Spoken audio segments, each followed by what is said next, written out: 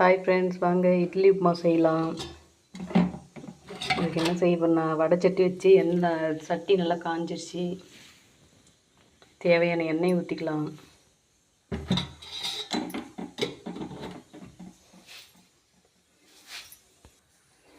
எண்ணெய் நல்லா சூடேறிடுச்சுப்பா, கடுகு போட்டுக்கலாம்.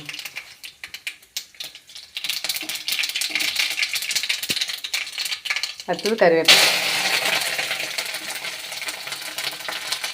அடுத்து பச்சை மிளகாய்,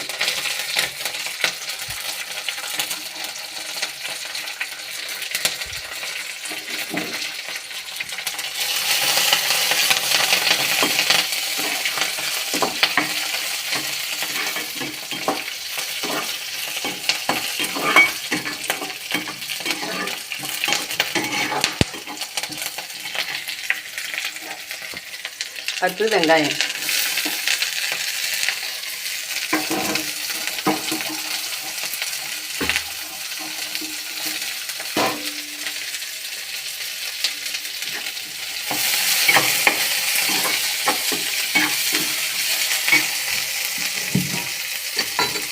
நான் எண்ணெய் கொஞ்சமாக ஊற்றிட்டேன். இன்னும் கொஞ்சம் எண்ணெய், ஏன்னா இட்லி அதில் வணங்கணும் இல்லையா.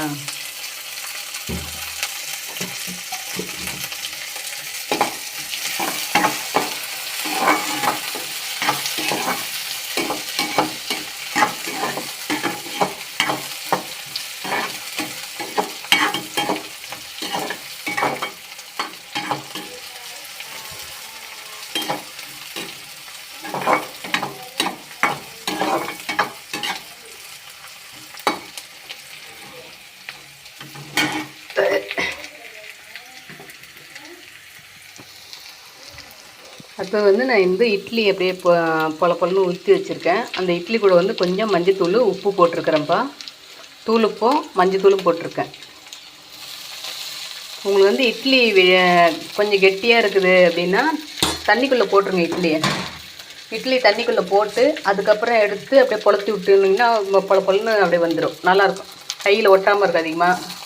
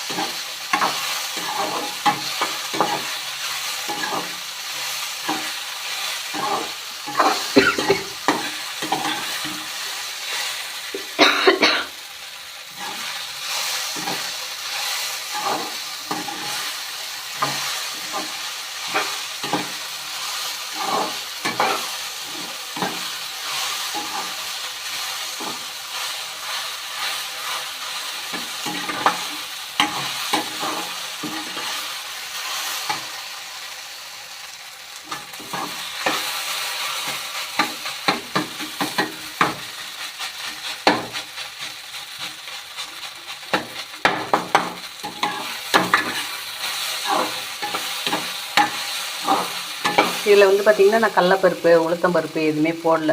சப்போஸ் என்கிட்ட கடலப்பருப்பு இல்லை, உளுத்தம்பருப்பு இல்லை அப்படின்னு சொல்கிறாங்க, இப்படி செய்யலாம். சிம்பிளாக பருப்பு எதுவும் இல்லை அப்படின்னாலும் இப்படி செய்யலாம். என்ன பருப்பு போட்டால் ஸ்நாக்ஸ் மாதிரி அப்படியே நல்லாயிருக்கும். அதோட கடிச்சு சாப்பிடும்போது ஒவ்வொரு வாயும் எடுத்து சாப்பிடும்போது அதில் பருப்பு வரும், நல்லாயிருக்கும், டேஸ்ட் நல்லாயிருக்கும். பருப்பு இல்லைங்கிறவங்க இப்படி செஞ்சுக்கலாம்.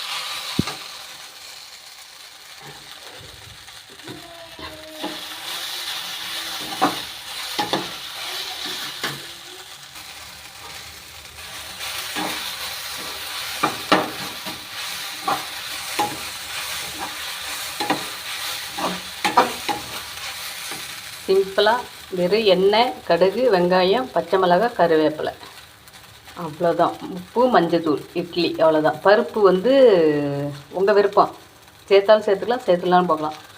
அப்படி பருப்பு சேர்க்குறீங்கன்னா கடலப்பருப்பும் கருப்பு உடச்ச உளுந்தும் சேர்த்தா இன்னும் சூப்பராக இருக்கும். இது நான் வந்து பருப்பு இல்லாமல் அந்த ஏற்கனவே வந்து பருப்பு போட்ட வீடியோ போட்டிருக்கேன். இட்லி மாவுக்கு கடலப்பருப்புலாம் போட்டு வீடியோ போட்டிருக்கேன். இது வந்து பருப்பு எதுவுமே சேர்க்காத வீடியோ. குழந்தைங்களுக்கு பிடிக்காது, இல்லை வீட்டில் இருக்கிறவங்களுக்கு கடலப்பருப்பு போட்டால் பிடிக்காது அப்படின்னா இது மாதிரி சிம்பிளாக செஞ்சுக்கலாம். அவ்வளோதான்ப்பா, சிம்பிளான உப்புமா. ஓகேவா? பாய்.